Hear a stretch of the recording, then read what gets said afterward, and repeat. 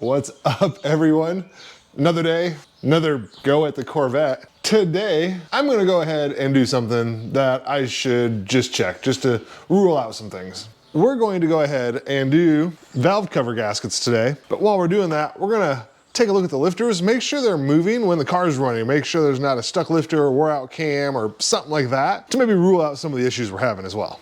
Today's video should be pretty straightforward. Maybe that might be difficult, but we'll get to that when we get to that. But what we're gonna do is we're gonna start on the passenger side here, and we're gonna be pulling off this valve cover. So we're just gonna get this guy out of the way. And then really all we need is a Torx socket or a Torx wrench for these guys here. And it's a T45 right there. So we're gonna go ahead and get those pulled out here really quick.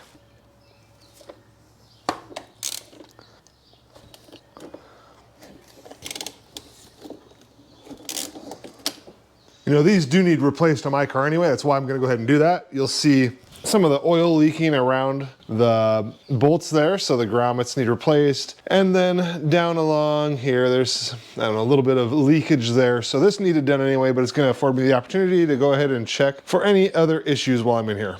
And you'll see there's a lot of oil on the top side of those grommets there. There's these things, I said, they were leaking. It was time to replace them anyway. And I'm gonna get this all pulled out, cleaned up before we end up reassembling everything. And then I also pulled out this little vacuum hose that goes up to the throttle body here. So it's gotta come out of the way anyway. And then what we'll do is kind of wiggle this thing out and get it pulled up out of here. Might have to move some of these wires and stuff around just because they kind of sit like right on top of this valve cover here. This air recirculation tube thing, it looks like it's in the way, but it's not. You can seriously just wiggle this thing out and kind of pry it out, and you'll see that we can get it out of there now, even without removing that stuff. So now there, we have our lifters, push rods, all that fun stuff. Like I said, I'm gonna probably grab my wife to give me a hand, or maybe my son to go in the car, maybe turn it over so I can see what's going on with those. I think I will disconnect the OptiSpark right here though, so the car doesn't start, so we can just turn it over and kind of make sure these are all moving the way they should be.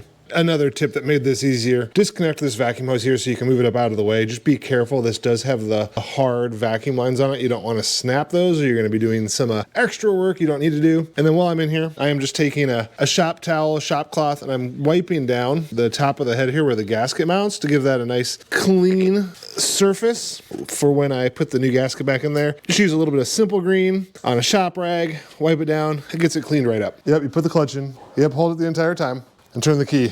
My son, CJ, is getting in the car. He's gonna turn it over for us. Like I said, I disconnected the OptiSpark, so the car won't start up here. We're just gonna watch for the lifters to be lifting the way they should here.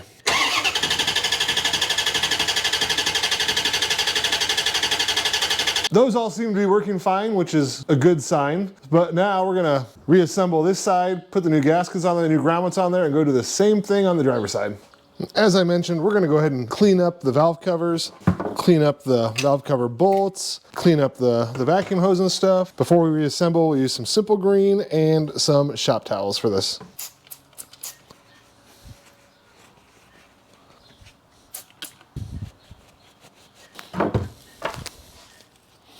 Gonna get in there and get all this grease and grime out of here that's been sitting here for 25 or 26 years and give it a little bit better look. When we pull this gasket out, we're gonna pay attention to how it sits in the valve cover, because these things are designed to sit down like in a little lip around here. So when I peel it out, you'll see there's a little valley, like a groove, all the way around that this actually sits in. So you'll see on the new one, it's got this little ridge right there. That's going to be the part that sits down in there. So I've got it laid out here the way it's going to sit in there. It does have a raised edge along the outside here, and that's what's going to form that seal around the cylinder head when we tighten this thing down. Again, using some simple green, I'm going to douse this thing pretty good because we want to get it nice and clean. Got my little scrub brush out so I can clean this to make sure we get all the grease and dirt and grime off of this valve cover. So we're going to make it look good before we put it back in the car here. Then to pop the old grommets out, I'm just going to use this little pick here. I'm going to put it in here and just kind of pry up on the edge to get the old one to come out of here. Get them out, and you want to be careful prying on this too, because it does have to sit down in a specific little inner hole, and you don't want to damage that, cause issues with the seal there.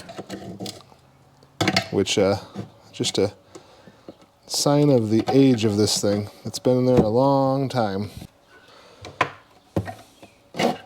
Go. So the first one's out there, a bunch of different pieces.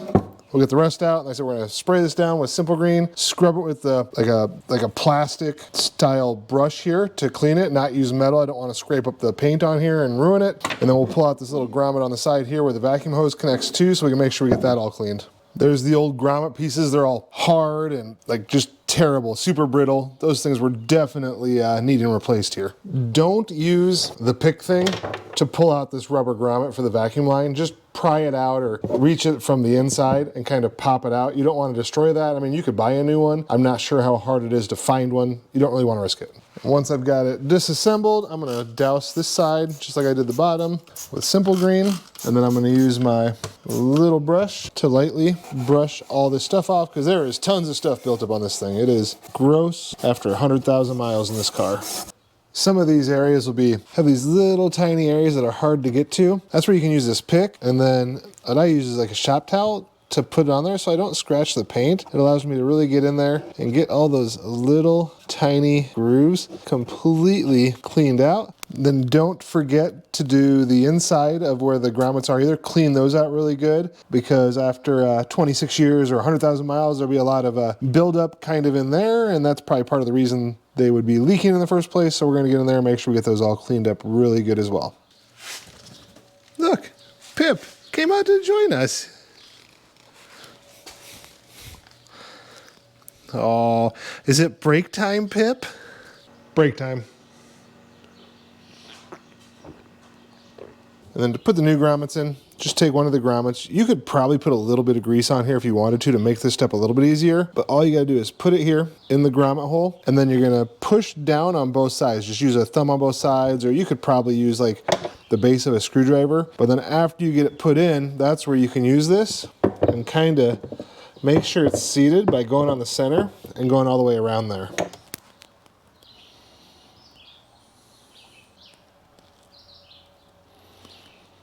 So we got all the grommets back in place, the vacuum one there, the valve cover bolt grommets are in place, and now we're gonna flip it over and put this gasket on. What we're gonna do is we're just gonna lay that gasket on top. Again, this little ridge facing this direction, and the flat part's what goes down in there. And then we're just gonna slowly start pushing this down in here, making sure it's nice and even all the way around. You'll see it doesn't take a lot of pressure. It literally just pushes down in there. But again, you wanna make sure you get it pushed in all the way around, a nice even seal. You just wanna go around. You don't wanna rub your finger on it because that'll stretch it out. We're avoiding that. So you're just coming around, pushing straight down, because this thing is the size it's supposed to be. But again, if you try to rub it this way, it's gonna stretch it out. It's not gonna fit. It's not gonna give you a good seal. So just like that, now we've got it all in. We'll just go around and put some pressure on that thing all the way around just to make sure it's seated well. There it is.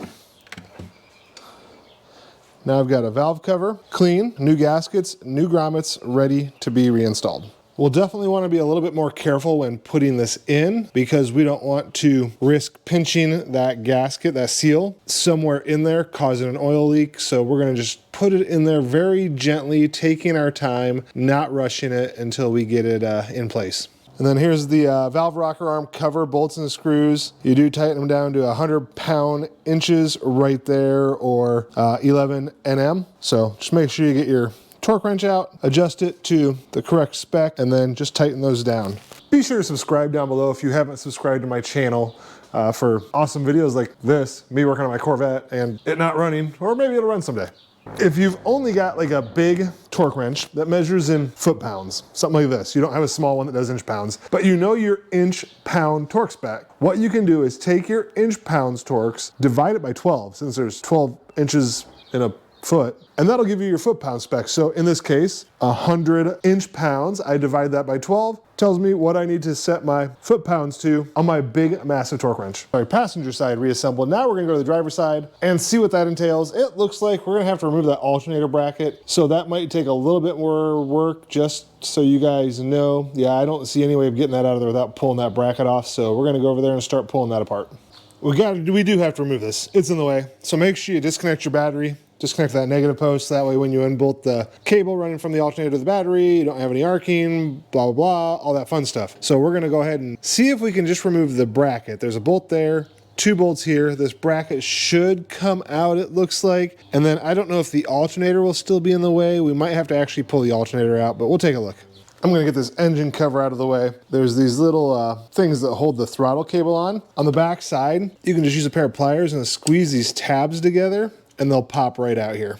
And those are the things that hold that throttle cable onto the cover. If you break those, you can order them. I think I had to get them from, I don't even remember where, Eckler's or somebody had them. I'm gonna move some of this stuff out of the way. So I'm gonna take the vacuum hose off here that goes to the brake booster, and that just comes over here. You could disconnect it all the way. Don't need to, but I might just take it all the way off. And then again, same thing on this side. We're gonna have these cables kind of in the way. I'm gonna undo this vacuum line, just move it out of the way. Be careful again with these. You don't wanna break them. They'd be really easy to break. And I'm gonna go ahead now and unbolt those 4 bolts. I'm gonna see if I can lift it out without taking the alternator off. Now we're gonna see what happens here. It's a little bit tight just based on what's over here. Oh no, we're gonna have to, and I'm pretty sure we're gonna have to pull that alternator off. There's just not enough room to get that out of there. So we're gonna go ahead and pull the alternator off with the last couple bolts that are holding it on, move that off to the side. So we'll have to take the belt off as well, and we'll get to the rest of this valve cover. We've already got that back bracket off, so all we gotta do is unbolt this bolt here. It's a Torx bit T45, Torx bolt on the front here, and then like a 5/8 or 9/16 on the back there. Belt tensioner tool, release the tension on the belt so we can get the belt off, which I've already done, and I've already loosened these bolts, so I'm just gonna finish taking them out and remove the alternator. With the alternator out of the way, there's all kinds of room for the valve cover there. We'll try to squeeze it out that way to see. Oh yeah, now we can get it out. We don't have to pull out this air hose. Gonna have to unplug this compressor hose though, move it out of the way. But now, there we go. Now we can get the valve cover off. So we're gonna go drop that off at the workbench, get this cleaned up, but really quick, I'm gonna grab my son again. We're gonna turn the car over, make sure that all those rocker arms are moving the correct way. As a reminder, we have the alternator off, so the engine is going to turn. We'll wanna make sure that we've got that belt kind of out of the way so it doesn't get caught. Make sure there's nothing that's going to get messed up there. Then we'll have to hook that battery back up briefly, making sure we don't have the wires from the battery that charge the alternator touch anything metal, so it might be a good idea to grab some electrical tape, tape the ends up just to be safe. So with the battery connected, belt removed, everything out of the way, we are going to turn the key over so the engine turns over so we can watch those lifters. I'm just making sure I'm not forgetting anything stupid before I do this. Should be good. Battery's disconnected. I've taped off the charge cables from the alternator that connect to the battery, so those won't hit anything, cause sparks, stuff like that.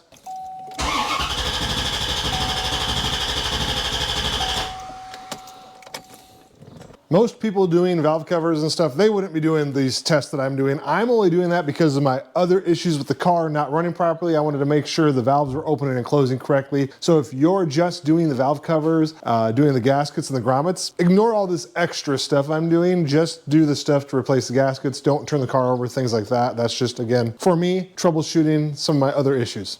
And we see the valves lifting, closing just like they should. So we can rule out cam lobe being wore down, lifter being broken, push rod being bent out of the equation for the most part. Could still be a timing issue, could still be something wrong with the timing chain, stuff like that. But I mean, I'm not really leaning towards that anymore either, because the car was running fine, idled fine, revs up fine, until it warms up. And then that's when the issues happen, which is the initial problem that I was trying to solve for when I replaced the OptiSpark like 2 years ago. The original video, I went back and looked because I wanted to watch it. It was 2 years ago and it was the same problem. Once the temperature got to 190, the car would start misfiring. As long as the temperature stayed below that, ran fine, which is the exact thing I'm seeing right now. Which is also another reason I thought it was oxygen sensors.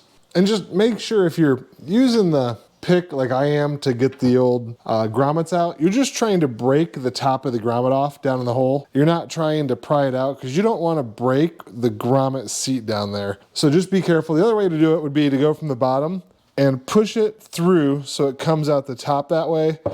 for what I'm doing, it's just super easy to break that grommet and then just pop out the rest of it. But you could do it from the bottom to not risk breaking that. I mean, no matter what, there's still, I guess, a little risk you could break that, but just be super careful no matter which way you go to get those grommets out. So that way you don't ruin your valve cover. So that'd be bad. Just like the other side, clean it, reassemble it with the grommets and the gasket, and then put it back in. So we're at the point now where I'm ready to bolt it back down and then torque it down and then reassemble everything on this side of the vehicle. Just like before, we're gonna torque it down to the specs,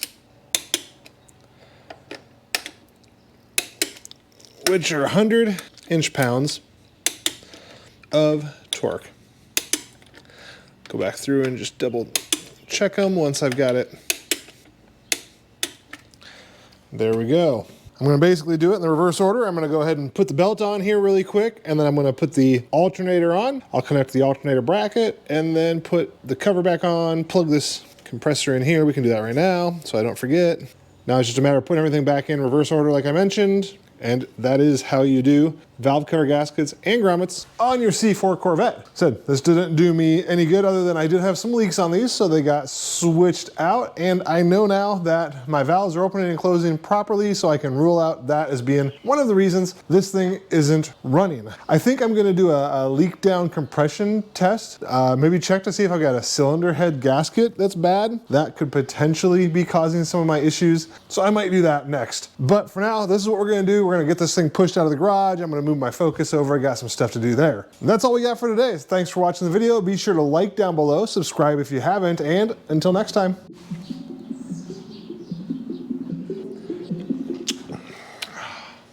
Well, I tried starting the car up, tried backing it out of the driveway. The minute you go to give it gas or get it to move, it's terrible. You can't even floor it and get it to rev up. It is missing, backfiring, it's terrible. Maybe it truly is the timing. Maybe the timing is just shot. It's weird though that it'll start up and idle just fine and rev just fine until it warms up. But then it is like, it's a totally different machine. Once it warms up, it won't do anything, no power, nothing, no idea what's wrong. So, drink some beer instead.